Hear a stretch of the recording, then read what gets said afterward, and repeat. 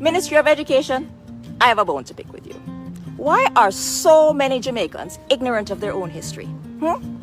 Why so much dunce people in my comment section? Oh my God, people, stop it. The Jamaican accent is not an African dialect. The Jamaican accent, like everything associated with modern Jamaican heritage, is in fact the byproduct of the cultural melting pot that our motto embraces. In fact, in terms of cadence, it's most similar to an Irish accent. I've been shook enough now, to be honest, since the racing. A bit tired now and the legs are like jelly, but yeah, I suppose we did a bit of celebrating and did the podium thing and got to put on the podium pants as well. You see, as early as 1656, Oliver Cromwell ordered 2,000 Irish children to be taken to Jamaica and sold to English settlers. The extent of Irish immigration to Jamaica was so prolific in the centuries to follow that 25% of Jamaican citizens can claim Irish ancestry. And this includes Bob Marley and Marcus Garvey.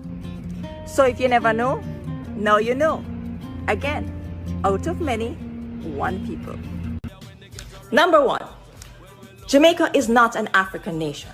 It's not a black country. We identify as an ethnically diverse society. People, please just stop it. Out of many, one people, Jamaicans. We do not hyphenate and we do not encourage separation by race. Number two, this one's mine. This is my granny one. This one is my mom's, and this is grandpa. Yeah, it's hardcover. Grandpa died a long time ago. If you are planning a trip to Jamaica and you don't own one of these, you're going to have to book a return flight from where you came. These are the rules. I'm just laying it down for you. If you go to Jamaica and you don't have one of these, immigration will stamp your passport and give you a set amount of time that you're allowed to stay in Jamaica. And if you overstay your welcome, we put you back on a plane and we send you back. You, not me, you back to the country for which you came. I'm so tired of this narrative. It is simply not true. And I don't know where it started. I don't know who is trying to create this propaganda that Africans don't accept us in the diaspora. It is not true. A great majority of them love us and embrace us and want us to come over there and connect with them. Sure, you have a few that may be saying, oh, you know, don't come over here. But I mean, it's one and two, and most of them are just not in their right minds. Just like you have piece of shit Jamaicans, but I'm not going around and saying, oh, Jamaica is hell because you have a few people who aren't very nice. Check the comment section of the last video that I posted. It is full of comments from the continent, all over the continent. Even on Instagram, I have 50k followers on Instagram. About 90% of them are Africans. Africans love us, especially Jamaicans. Okay, maybe they don't like Black Americans so much, right? And you can understand, you know, I love my Black American brothers and sisters, but y'all are hard to deal with sometimes, especially when you come to other places where other African people are. You know, you come with your entitlement, you come with your attitude, you come with your complaining. Like, it's very difficult to deal with y'all because you're American, you know, and that's just the truth. But we love in the same way, you know, but it's not just hard to deal with. But Africans love Jamaicans. They love Jamaicans. Ghana, they act just like us. They actually act like us. That's how much they love us. Come on. And the rest of Ethiopia. You're Jamaican, right? Oh God, here we go. I know you're trying to take it. There's ignorant Jamaicans. Huh? The video going around of what appears to be a Chinese-Jamaican woman really coming for Black African people from Jamaica, particularly those of us who live foreign, yeah, in relation to issues of blackness, Africanness, and the possession of a passport or lack thereof. People are sending me this video and ask me what I have to say about it. And the reality is, I don't have nothing to say to she. Any non-African person from Jamaica or anywhere else in the world that has a problem with Africans from Jamaica, yard or foreign, asserting our Africanness and our blackness, that a feed them problem. This is not something that we should feel the need to justify, apologize for, or even explain, especially when you consider the colonial and neo-colonial experience of African Jamaicans and how that results in the migration of African Jamaicans, as well as the extent to which the colonizer attempted to sever us from a sense of heritage and a sense of culture.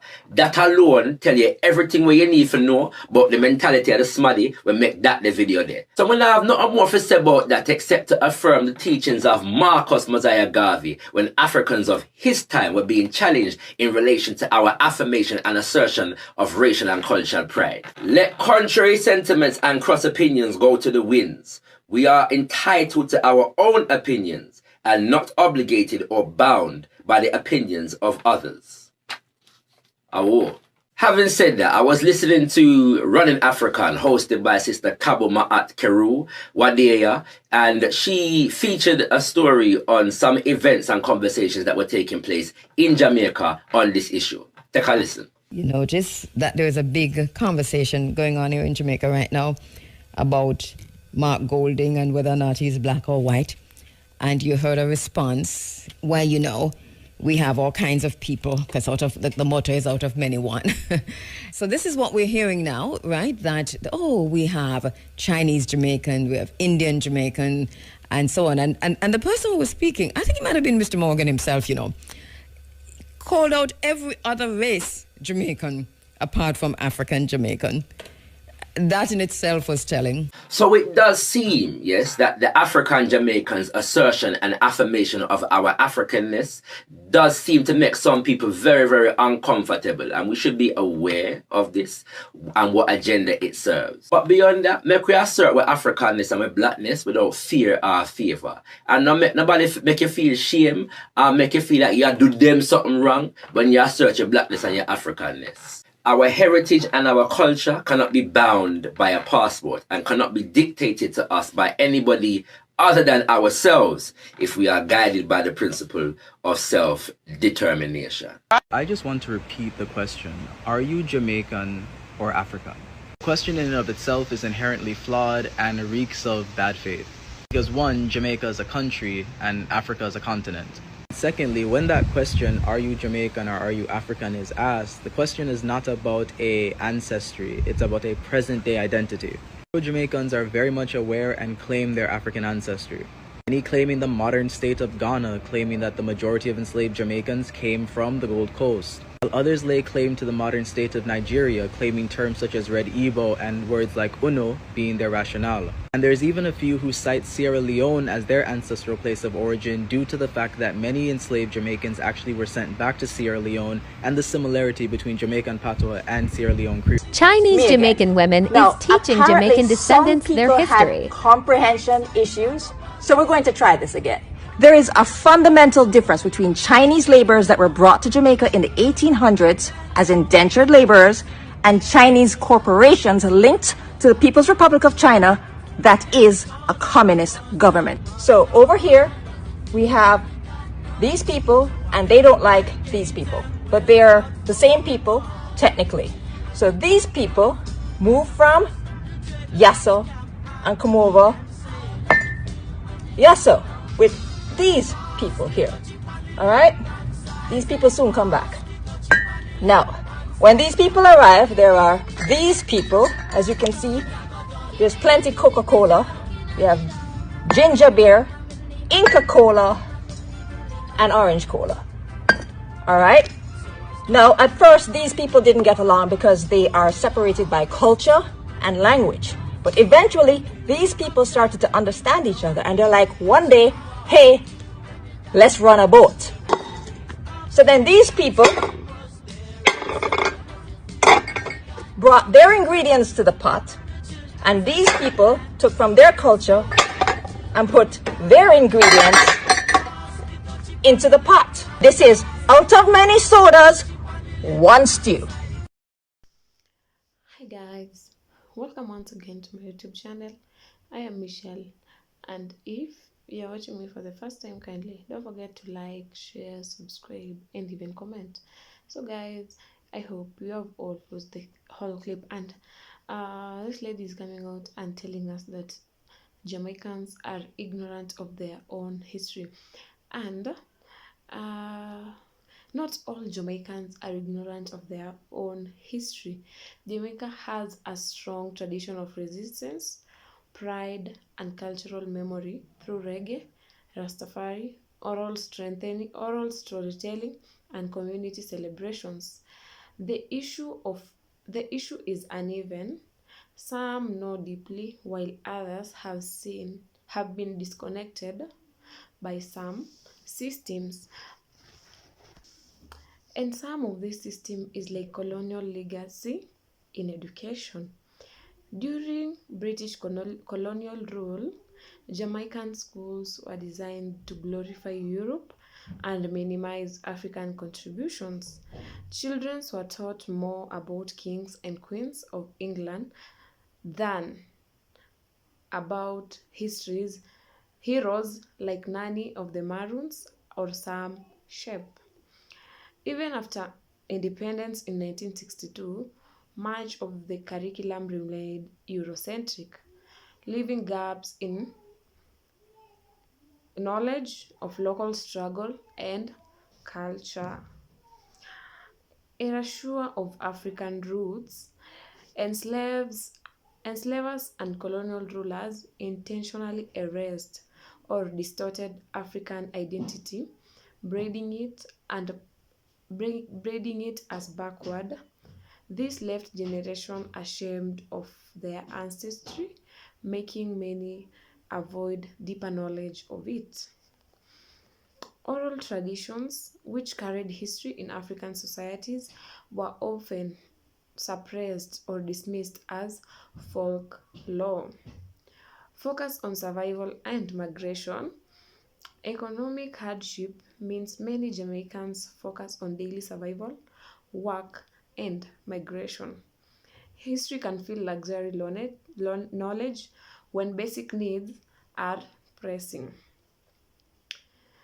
The education system often prioritizes maths, science, and English, which they believe they are needed in jobs over cultural and historical awareness. Media and cultural influence. Foreign media like Hollywood, British TV, American pop culture often dominates, shaping identity more than local heritage. This can make some Jamaicans value outside cultures over their own. Deliberate historical science. Colonial and post-colonial elites sometimes avoided promoting radical history like revolts, resistance, and Pan-Africanism because it threatened the social order. Heroes like Paul Bog, George William Gordon, and Marcus Garvey were once seen as dangerous, so their legacy weren't fully celebrated. And lastly is generational disconnect. Older generations may have knowledge but did not always pass it on, either due to shame, fear, or not seeing it as useful. They were somehow ignorant. Younger Jamaicans may grow up more exposed to dancehall or global trends than to historical teachings. Jamaica is a Caribbean nation with African people culture and roots. Many people are coming out and asking if Jamaica is in Africa, but Jamaica is a Caribbean nation with African people culture and roots. It is not on the African countries, but is often described as an African nation outside Africa because of how deeply Africa lives in its identity. And other people are asking why Africans love Jamaicans, and the relationship between Africa and Jamaica is special. Reggae and Rastafari spread messages of African unity, liberations, and spiritual pride. Some Africans admire how Jamaicans preserved African traditions, drumming, spirituality, and language rhythms. Despite slavery. Africans have a deep respect and love for Jamaicans. They have a cultural connection because they resigned their shared ancestry.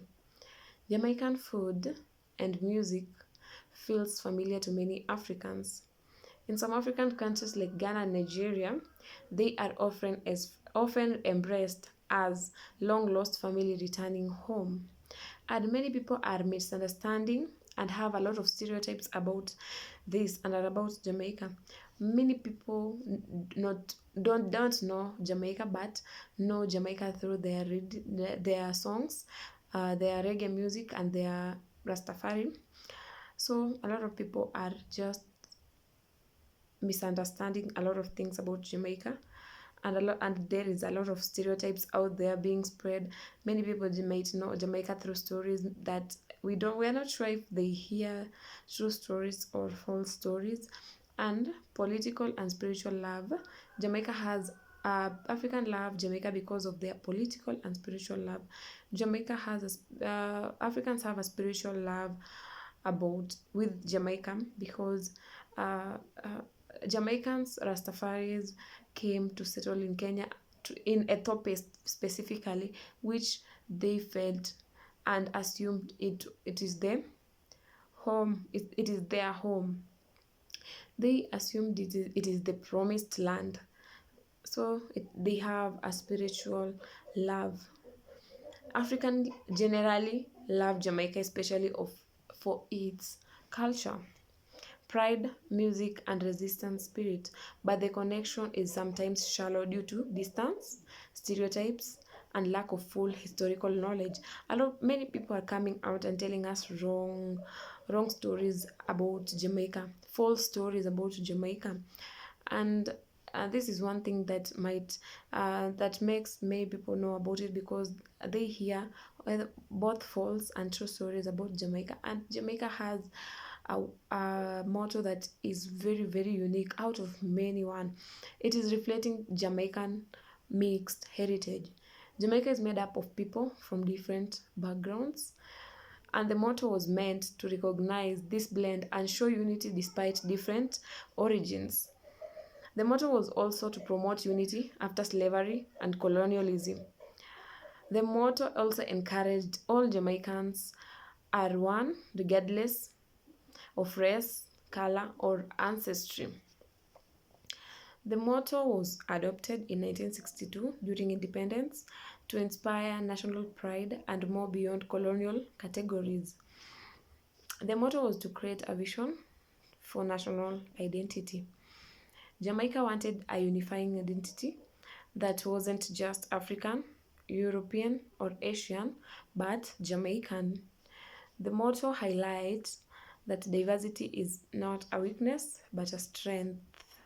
Lastly, the motto was for political and social symbolism. It is a way of showing Jamaica, though small, is a model of multicultural living. The motto celebrates Jamaicans' diverse roots, promotes national unity, and reminds Jamaicans that despite different ancestry, they share one identity as people. Jamaica may be out of many, but we are one people rooted in Africa, proud in our diversity and unbreakable in spirit. So guys, let me see your thoughts and opinions on the comment section below about this topic today. And for more and more hot topics about Jamaica and what is happening in the world, make sure and don't forget to subscribe. Bye.